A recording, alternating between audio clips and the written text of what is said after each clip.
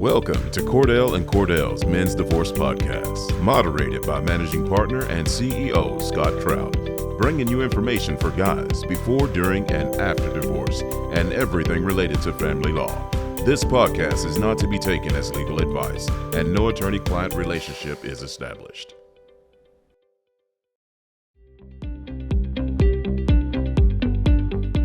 Hey, welcome back to the Men's Divorce and Cordell Cordell podcast. I'm Scott Trout, Managing Partner and CEO of Cordell and Cordell. And we continue to bring you this podcast and just get you information, topics, issues, things that are relevant and matter to you to try to get you the answers you need. Now, always, as we always warn at the beginning, this isn't legal advice. It's not something we can do absent a consultation, which is a meeting between an attorney and yourself. You can do that with us. You can go to the website at cordellcordell.com. You can schedule a consultation right there without even picking up the phone. Or you can give us a call at 866-DADS-LAW. So let's get started. I'm joined again by Chelsea up in Wisconsin. Welcome. Good morning, Scott. Hey, thanks for joining. So let's talk about, obviously, we've been doing this for a long time now with this podcast. And it is one we haven't done, which is great and unique. So if you're listening, get some paper out and pen, take some notes, because it's going to apply to you if you've gone through divorce, going through divorce, thinking about divorce. Certainly you're going to want to hear more about this topic, which is mediation and collaborative or collaboration. You've heard of collaborative law. And there's some differences, and it's confusing, and it really will matter where you live. And so I guess that's the question, Chelsea, is you have to know kind of what's going on in your state and understand what the difference is and how it applies to you. Absolutely. I think a lot of people hear words like contested divorce and uncontested divorce, and they think those are the two types out there. And so knowing your local or your state rules on A, what are my options? And then B, from those options, are there sub options? And in almost every state, you have choices on how you resolve things. And that's why doing a consult, like you said, can be so important, because these aren't things you can necessarily Google and get the exact answer to. Yeah, I mean, it matters. You know, some states I know, when I used to practice in Georgia, some of that was required, a minimum of so many hours. So and that also matters. You may be, diving right in, and maybe your attorney hasn't talked to you about some of these requirements. And, the one thing in family law I've learned is don't surprise your client with information, because it's already stressful. And if you drop something, next week we have to do mediation or collaboration, and you have no idea what that means, right? So kind of investigate and have that conversation. Absolutely. And some of these things you have to know ahead of time to even participate in them. For collaboration, you're signing a contract to do a collaborative divorce. Part of collaboration is also you have to work with a collaboratively trained attorney. So you can't kind of make that decision once we're halfway through the process. And so again, having that knowledge of what are my options, how do I decide which one works for me, and correct. There's nothing worse than being blindsided by a question or that option and you make it on the fly, because at that point, this is how you're feeling in the process. We want you to be able to process that, kind of sit with what makes the sense for you and your family and your finances. Yeah. And it's, we've talked about this and the selection process of a lawyer for years. And it's so intimately important because everything that's important to you is on the line. And I've related it to like choosing a doctor. Each doctor has a practice style.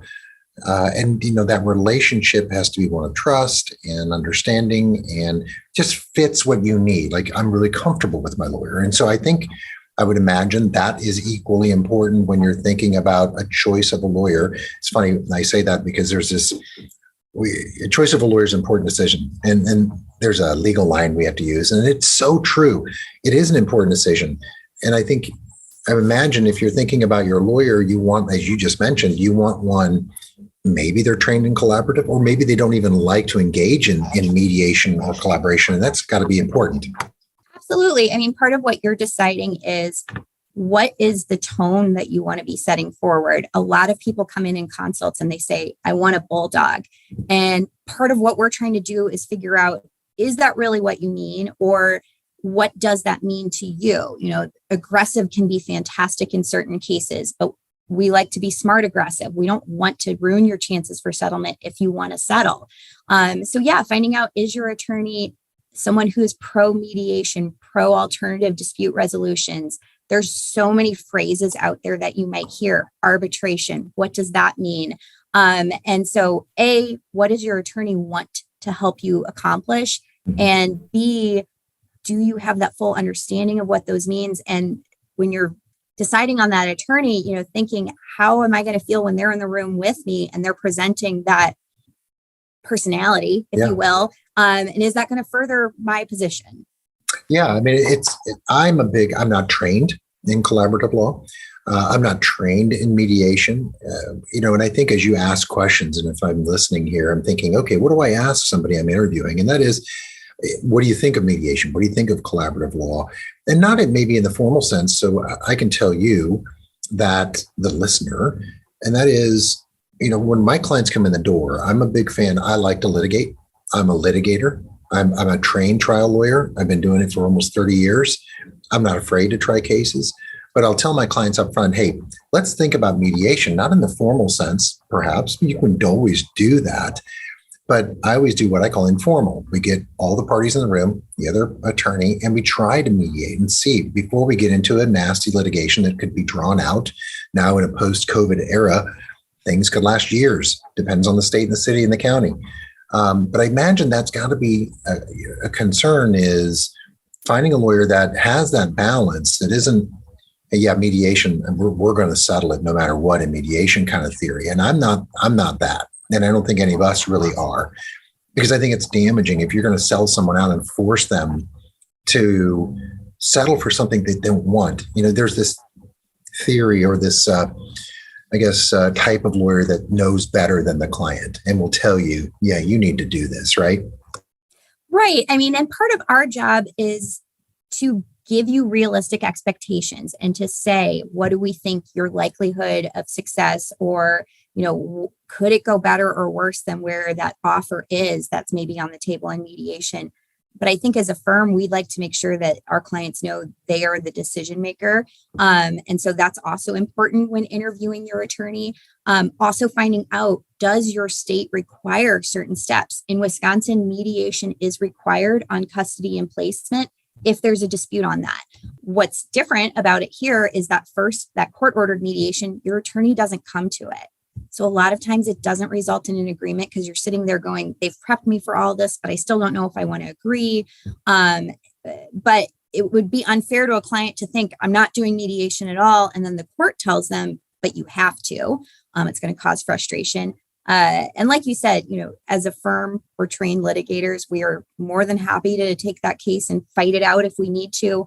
But we don't want to risk something that actually would have met your goals by not maybe trying that mediation or that arbitration, if that's something that makes sense for the case at hand. Yeah, I think it's a mindset of mediation, or it's not a sign of weakness or that, you at all costs you want to settle. I look at it as an opportunity to discover what the other side wants, what the other side has, the evidence that they're going to use. There's a lot of things. I love it just because I'm curious what they're going to say.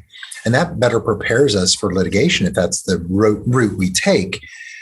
There's something we always talk about, and we've said on our website, and we've told clients for many years, and that is we have intelligently aggressive kind of representation.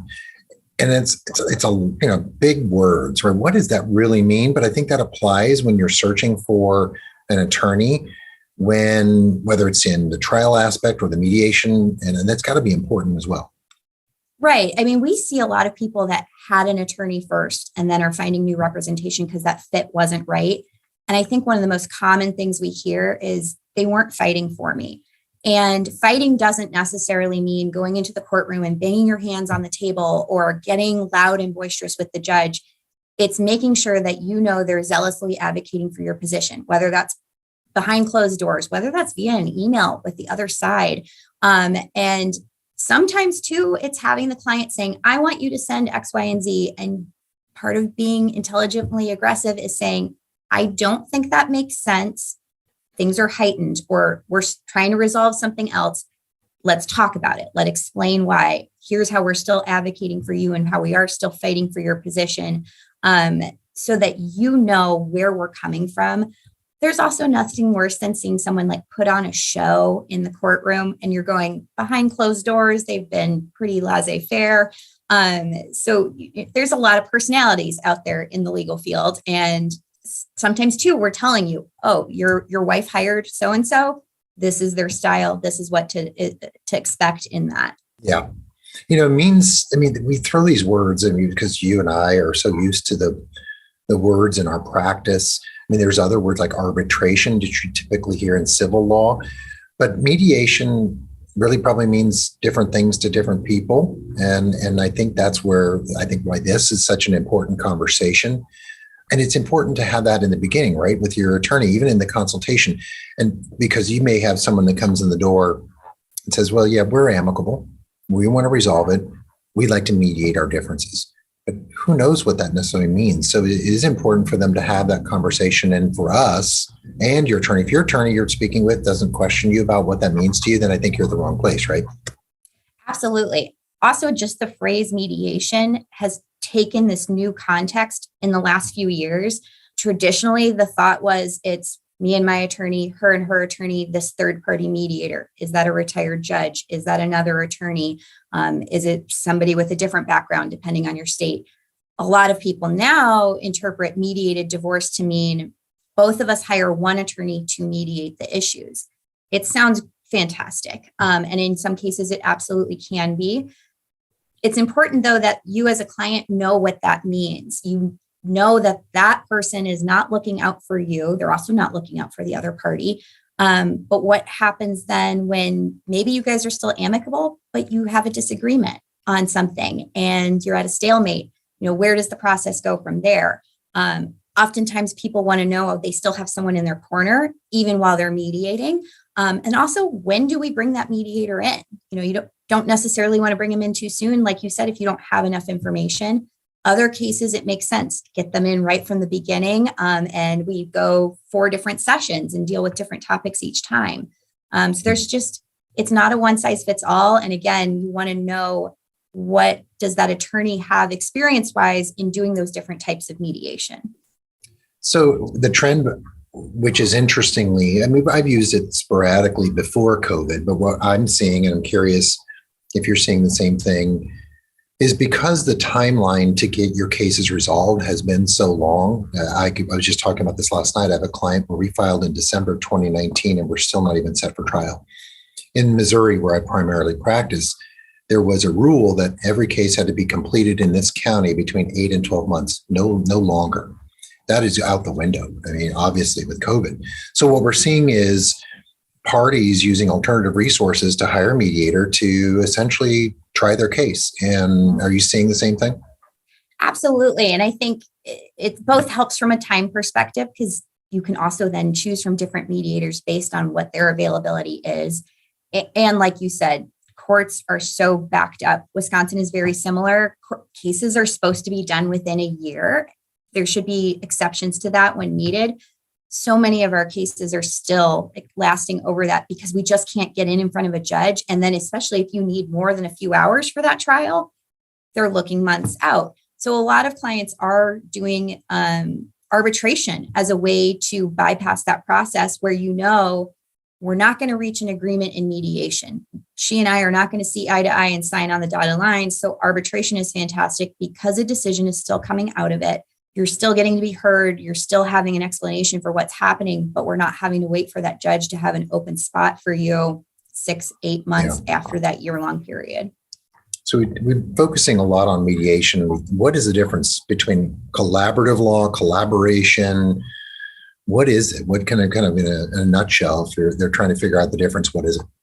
Absolutely. So with collaborative law, you are, like I said earlier, using a collaboratively trained attorney. What that really means is they know the options that exist under collaborative law. You and your spouse are signing contracts saying, we are not going to trial at the end of this. We are resolving it outside of the system. And what you're using is experts. So you will have a divorce coach. You will have a child specialist if that's an issue. You will have a financial specialist. They are going to look at what is the best situation for the unit as a whole, basically. Oftentimes people say the best outcome is one where neither side gets everything they want. And collaboration is sort of taking that up a step higher and going, we're not even worried about what either side wants. We're looking at the big picture on how do we preserve the assets? How do we make sure that the kids have the best schedule based on, emotional issues and physical distance and things like that.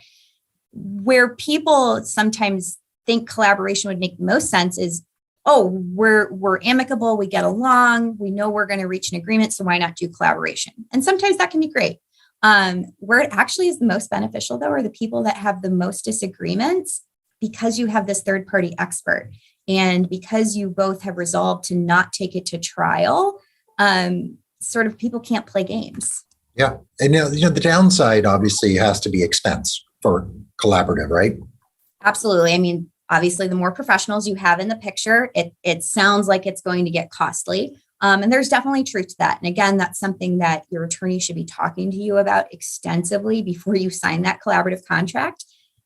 But if you're comparing it to the cost of a trial, if you're truly going to go to trial at the end of the case on all those issues, it might actually be less expensive because you're not having to hire your experts and she hires her experts. And then we're having them both testify and you're paying witness fees and you're having depositions. So it really, again, depends on what all is at stake. What are the issues? And while nobody can give you a cost guarantee, you can at least kind of know what would I anticipate in the collaborative process versus a litigated divorce versus should we try something like mediation instead? That's a decision for you to make. And obviously collaboration has to be agreed to by both parties. Right. So that's an extra added piece of the puzzle. And it is, I think, the challenge in collaborative is sometimes convincing. I mean, I think I would maybe pause. You're giving up some control almost, and you're committing, okay, no matter what happens here. And that's why sometimes I always talk about how, for me, and maybe for my clients, it's easier to try cases. We prepare, we know what the positives and the negatives, the best, worst, and most likely scenario is. It's an interesting dynamic between collaborative law and trial. It is really a mental thing, whether I'm really mentally ready to commit here, or let me just give up and just see what happens in trial. You mentioned earlier that you're not going to get everything you want, maybe, or I've said divorce is degrees of losing. There's no winner. And it's probably the same in mediation, collaborative law. No one's walking out with everything that they have, when they walked in the door. You're walking out with less, no matter what. Absolutely. I've never seen a case where you get 100% of everything across the board. It just doesn't happen. And so it is more of that's why I always encourage consultations with an attorney who practices exclusively in family law, even before you make that decision.